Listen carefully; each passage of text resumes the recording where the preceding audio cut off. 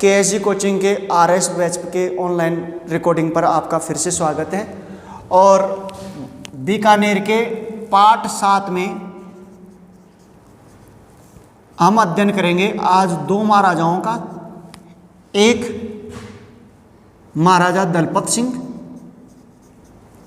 दलपत सिंह और इनका जो कार्यकाल था वो था 1612 से लेके और 13 तक। और दूसरा जो राजा था उनका नाम था महाराजा सूरसिंह और इनका जो कार्यकाल था वो था 1613 से लेके और 31 तक।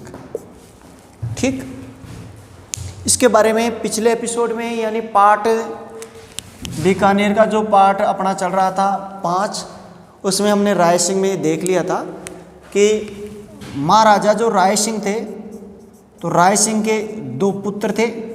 बड़े पुत्र का नाम था दलपत सिंह और छोटे पुत्र का नाम था क्या, सूरसिंह। महाराजा राय सिंह अपने छोटे पुत्र सूरसिंह से ज़्यादा प्रेम करते थे और इसका कारण बताया जाता था इनकी भटियाणी रानी गंगा देवी। कौन सा बताया जाता था? भटियाणी रानी गंगा देवी। तो भटियाणी रानी गंगा देवी के कारण ये किसको राजा बनाना चाहते थे? सूरसिंह को राजा बनाना चाहते थे, इसको राजा बनाना चाहते थे। लेकिन जैसे ही इनकी मृत्यु हुई तो इनके बड़े पुत्र दलपत सिंह को टीका भेजा गया। उस एपिसोड में मैंने ये भी बताया था कि इनके मृत्यु से पहले ही इनके बड़े पुत्र दलपत सिंह ने विद्रोह कर दिया था। किसने विद्रोह कर दिया था? दलपत सिंह। और इसका साथ दिया था करमचंद पंवार ने। किसका साथ दिया था? तो अपने पिता राय सिंह का विद्रोह किया। राय सिंह का क्या किया था? विद्रोह किया था। और इसका साथ किसने दिया था? करमचंद पंवार ने इनका साथ दिया। और जब इनका साथ दिया करमचंद पंवार ने तो करमचंद पंवार को मारने के लिए महाराजा राय सिंह ने भाड़े पे एक डाकू भेजा जिसका नाम था मालदे। तो मालदे को इसकी सुपारी दी, मालदे को सुपारी दी, भाई आप जाके करमचंद पंवार को सल्टा दो, ये मेरे बेटे को बहका रहा है। तो इस बात से डर के और करमचंद पंवार भाग के चला जाता है किसके पास? जहांगीर के पास। किसके पास चला जाता है? जहांगीर। करमचंद पंवार ने जहांगीर के पास शरण ली और जहांगीर के पास शरण लेके और इस प्रकार उसने राजी किया कि महाराजा राय सिंह के बाद में दलपत सिंह को राजा बनाया जाए। महाराजा राय सिंह की मृत्यु हुई उससे पहले उन्होंने सूरसिंह का राज्याभिषेक करवाया, बोला कि मेरे बाद में ये राजा बनेगा। लेकिन चूंकि करमचंद पंवार वहाँ पे बैठा था दरबार में चाचा जी के में और उन्होंने टीका किसका भेज दिया? दलपत सिंह का। ठीक, तो दलपत सिंह का टीका इन्होंने भेज दिया था। तो मार्च 1612 में जहांगीर ने दलपत सिंह का टीका भेजा। दलपत सिंह का क्या भेजा? टीका भेजा। लेकिन इसके कारनामे उल्टे सुलटे थे। जिसको जो अपने बाप का नहीं हो सकता, वो जो बाप ने कहे वो पड़ोसी ने काको खेलो के। अरे जो अपने बाप से विद्रोह कर बैठा वो इसको क्या बख्शेगा जहांगीर को? या मुगल बादशाहों के ऊपर भी देख लो आप। मुगल बादशाह की बात की जाए, अकबर का कार्यकाल 1556 से 1605। अकबर के बाद में बना था कौन? जहांगीर का काम 1605 से 27। जहांगीर के बाद में देख लो शाहजहाँ का कार्यकाल था 1627 से 58। और शाहजहाँ के बाद में बना था औरंगजेब। कौन सी जेब? 1658 से 1707। ठीक, तो अब देखो, तो इनको टीका भेजा तो इन्होंने बगावती तेवर दिखाए और जब बगावती तेवर दिखाए तो इन्होंने महाराजा सूरसिंह को प्रमोट कर दिया। जहांगीर ने कहा इसका मेरे को ला दो पकड़ के। और दलपत सिंह ने 1613 में सूरसिंह ने अपने भाई को बंदी बनाया और भाई को बंदी बना के किसको किसको सौंपा? जहांगीर को सौंपा। किसको सौंप दिया? कि लो साहब आप ले लो, इसका क्या करना चाहते हो। और जहांगीर क्या करेगा? पकौड़े बना दिया, काट के पकौड़े बना के खा गया। जहांगीर ने क्या किया? पकौड़े बना के और उसको खा गया। तो वो बेसन का गोल रखते थे और बेसन के गोल में काट काट के यूँ पकौड़े बना बना के छिन छिन छिन छिन खा लेते थे एकदम शाम। मैं सोच लेना कि सच में खाते थे मजाक कर रहा, कहीं आप सच में ले लो भाई पकौड़े बना के खा गए। अगला राजा कौन बन गया? मारासुर। तो भटियानी रानी गंगा देवी के प्रभाव में राय सिंह ने अपना उत्तराधिकारी घोषित किया था। किसने घोषित किया था? राय सिंह ने अपना उत्तराधिकारी घोषित किया था। ठीक, लेकिन इसने किसको राजा बना दिया था?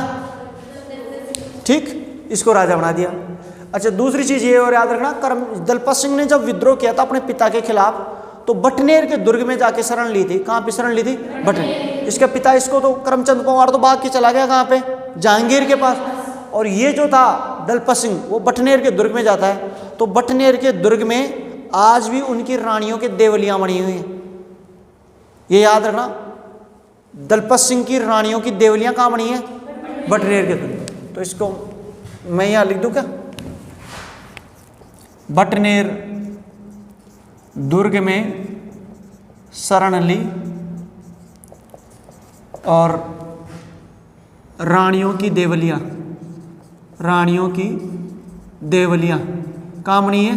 बटनेर दुर्ग। ये रख लेना, बटनेर दुर्ग में इनकी देवलियां, रानियों की देवलियां बनी हुई हैं, स्मारक बने हुए हैं। देवलियां का मतलब स्मारक बने हुए हैं।